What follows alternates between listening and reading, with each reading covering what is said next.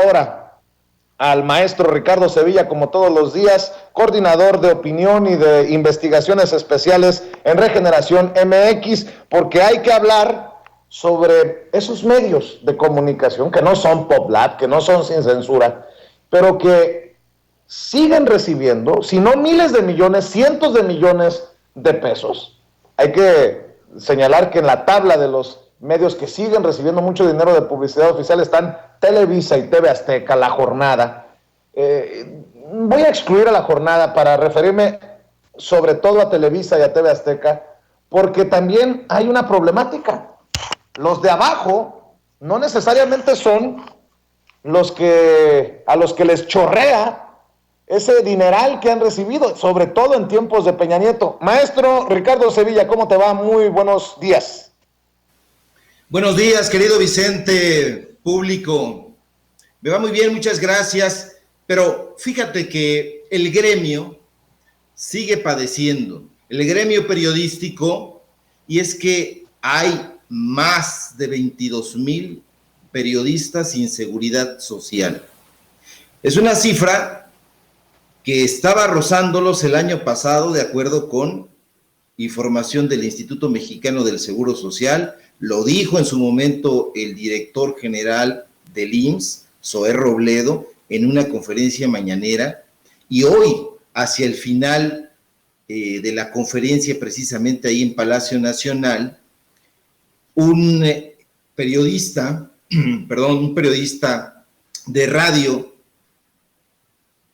me parece que era de Hermosillo, por ahí, le dijo, bueno, presidente, no hay seguridad social, estamos padeciendo de atención médica, quirúrgica, farmacéutica, hospitalaria. No lo dijo en esos términos, pero yo lo incluyo desde luego. Están padeciendo, pero el reclamo no es a presidencia, querido Vicente. El reclamo no es ahí. El reclamo es precisamente a estos medios de comunicación que has mencionado, pero que hay que agregar a todos. Hay que enfatizar, sí, en Televisión Azteca, sí, en Televisa, pero también a los 70 periódicos de la Organización Editorial Mexicana, que son de la familia Vázquez Raña. Y por otro lado, pues a la familia de El Hermano. Unos eran de Mario Vázquez Raña, Organización Editorial Mexicana, y los otros de Olegario Vázquez Raña, de los hermanos Vázquez. ¿Te acuerdas de esa tienda de electrodomésticos? Pues bueno, el periodismo, gran parte del periodismo mexicano está en manos de gente que vendía refrigeradores, muebles, vitrinas, etcétera. Está en manos de ellos. Me refiero precisamente a la Organización Editorial Mexicana, pero también a Grupo Imagen, donde trabaja Cido, donde trabaja Pascal Beltrán, y que ahí hay mucha gente que trabaja por honorarios. Pocos son los periodistas que tienen seguridad social, pocos son los que están en nómina y les pagan una porquería a los que trabajan por honorarios. Se los digo, público, con conocimiento de causa. Como ustedes ya saben y ya lo he dicho, yo trabajé en Excelsior y llamábamos a los corresponsales para que nos dotaran de la información que había en sus respectivos estados, pero muchos no querían acercarse al lugar de los hechos porque no se les daban viáticos, no se les pagaba adecuadamente y tenían que ir teniendo varios trabajos, trabajando, valga la redundancia, para diferentes medios, para más o menos sobresalir. A mí me tocó ir a realizar una cobertura a un lugar que ni siquiera sabían pronunciar en la redacción de Excelsior. Fui a la Costa Chica de Guerrero, a Coajinicuilapa, sí, a Coaji, que ha referido el presidente allá en Guerrero, porque allá ocurrió un evento, estoy hablando de 2015, donde en un palenque clandestino asesinaron a 12 personas, pero no se dio a conocer en los medios sino de manera sesgada.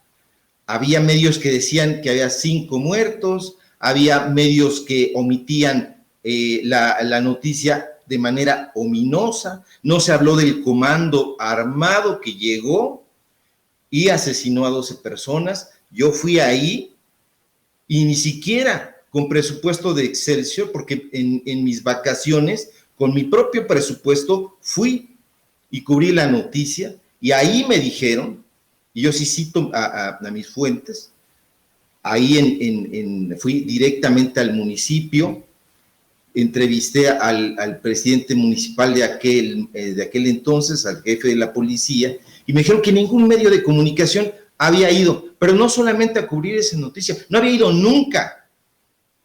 Y tenía que ver con este centralismo de parte de los gobiernos anteriores. Y sí, estoy hablando de 2015. ¿Quién estaba en 2015? Público memorioso. Pues Peña. No había cobertura de información en ninguna parte y no querían, fundamentalmente porque no contaban con las garantías.